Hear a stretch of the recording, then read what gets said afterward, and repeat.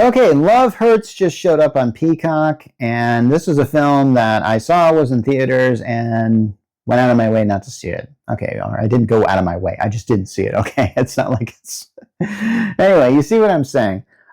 This was a film in which, like, I was very certain I knew what type of film this was from the moment I saw it, saw the trailer or whatever, or even if you see a picture from this film, you can kind of figure out where it's going.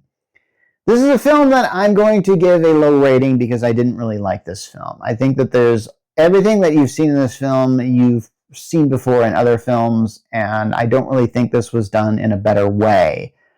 So essentially the whole film is about a guy who's played by, oh, I know I'm going to mispronounce this guy, Ke Huy Quan. I know I mispronounced your names, and sorry about that. But I'm sure you've heard of this guy. I mean, he first got his start playing Short Round in Indiana Jones and the Temple of Doom, and then from there he appeared in a few movies and stuff like that. But he mostly kind of, I think he had to learn karate in order to do Indiana Jones and the Temple of Doom. So I think what happened was he sort of became sort of a fight choreographer in Hollywood. And so he was actually, I kind of read about his career. He was actually behind the scenes in the movie X-Men and stuff like that. So that scene where Ray Park is fighting as Toad, I actually think he probably helped coordinate a lot of the stunts in that. And but for the most part, he's had, I guess for the lack of a better term, comeback in the film Everything Everywhere All at Once, where he plays the character Waymond. And he kicks butt in that film, and you know exactly what I'm talking about, because the scenes with him in it are stellar and awesome. And not only that, his acting is great in it. I think he won an award for that, an Academy Award, and he deserved it. I thought, like, okay, fine. I'm guessing there's probably not going to be a better supporting actor this year for that. And I think that's what he won for. So in this film, this character plays a real estate agent. I'm just going to say Quan whenever I mean this character. I forget his actual name. I think, oh wait, it was like Marvin Gable. I think that was his name. I remember when I first heard it, I thought, like, is that like Marvin Gaye? And it's like, so it's Marvin Gable. Let's call him Gable.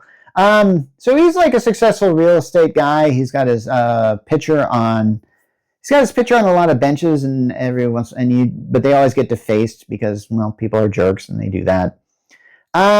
So here's the thing. This is one of those shady past stories, and yeah, you know exactly where this thing is going. I could tell where this was going pretty much from the get-go, because it's like, I've seen this film before. So let's just get into some spoilers here, but honestly, these are just stuff that happens like in the first few minutes of the film.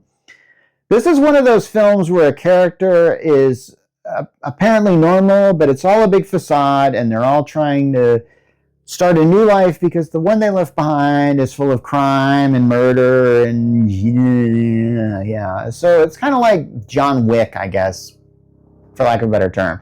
John Wick was not even really original when that came out. I mean, I think I'd seen that plot before, pretty much when this was done. So here's the thing. Marvin, or Gable, is a superior fighter, and so what happens are assassins from his old life start showing up, and they want him dead. Yeah, this is where it just gets... This is one of those movies where it's like, all the action scenes are good. They are quite good, actually. In fact, they're really too good. This is one of those movies in which, like, it's supremely choreographed. I don't mind that. I think there's some movies where it's like, I think if you had two characters that are master fighters, they would be able to think this fast, and they could do actions this fast, and they could do stuff like this. But this is one of those films in which, I don't know, characters start killing each other in a place where they wouldn't be killing each other at.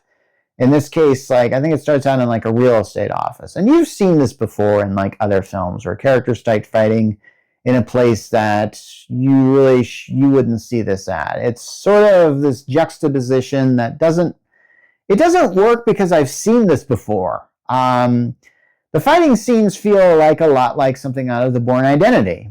And this is one of those films in which a character will grab whatever's in reach to essentially beat another character with it. And I think there's a scene where, like, I think he grabs like a stapler to stop a death blow, and I kind of went like, well, that's original. I guess I've never seen that before. And just because you can do something like that doesn't mean you should. And yeah, it just gets really strange and over the top. And this is one of those films that really starts to just throw a lot of quirky characters at you. And it's not really done well. A film that did this really well was Bullet Train. You should see Bullet Train. Bullet Train is a good movie that did this really well, where there's assassins and stuff like that, and they all got these little quirky things that they do. That was done well. That was done awesomely. This film, though, I think is trying to be Bullet Train, is what it's trying to do. That is, you get to know the assassins who are trying to go after Marvin Gable, and there's actually one of them that's having a problem with his girlfriend, and you sort of like have this sort of thing like, you actually sort of sympathize with this guy. You're actually going like, oh, is he going to get over this thing? And it's like, I don't know. And there's a lot of, there's strange stuff going on in this film. Honestly, I didn't really even follow it very well. I think what happens is that Gable really loved this woman named Rose. I think he was supposed to kill her, but he didn't, and so he ran away from his life. Became a real estate agent, which to me, I'm going like, but they show him at the beginning like on like benches and stuff like that, and I'm going like, if you're going to try and stay undercover, don't put yourself on a bench. And I'm kind of going like, surely this guy seems to be the boss at his real estate thing, or at least some sort of supervisor or something like that. And he's putting this, and I'm kind of going like, why would you do that? And I'm just going like, you're just asking for this to happen. And this is usually what happens. And I've seen films that do this. Another film like this is A Long Kiss Goodbye, Good Night. I don't really remember the name. It had Gina Davis. Now, she just kind of ends up on a television one day, but she has her memory erased or something like that. She has amnesia or something like that. There's no amnesia for this character, I don't think. He knows exactly what he does. He's just trying to build this new life even though he can't. So I guess it's kind of like, what's her name? Uma Thurman in Kill Bill. Remember how she's trying to build a new life, but Bill eventually just tracks her down? Maybe this character just knows it's going to happen this way. And yeah, this is one of those films which is like, where a lot of people die, and they die in ways that I don't really, oh man, there's this one, Sean Astin is in this film. You know Sean Astin. He's Samwise Gamgee, and he usually plays a really nice guy, and he plays a guy who is very instrumental in helping Gable start his new life. Well, he gets caught by the bad guys, and he doesn't break. He doesn't do anything. He's there, and the bad guys kill him. And they do so with like a straw from like a boba tea, like one of those metal straws. They just shove it in his eye. And I went like, okay, that's just mean-spirited. I just felt like, now some films can do mean-spirited very well.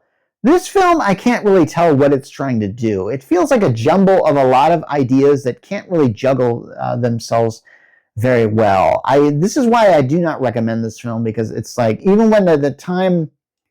Okay, at the end and yeah, I'm going to get into spoilers in here. Of course, if you know anything about films, there's always the ending scene where the main henchman has a bunch of bad guys, and this is when Gable manages to just John Wick them all.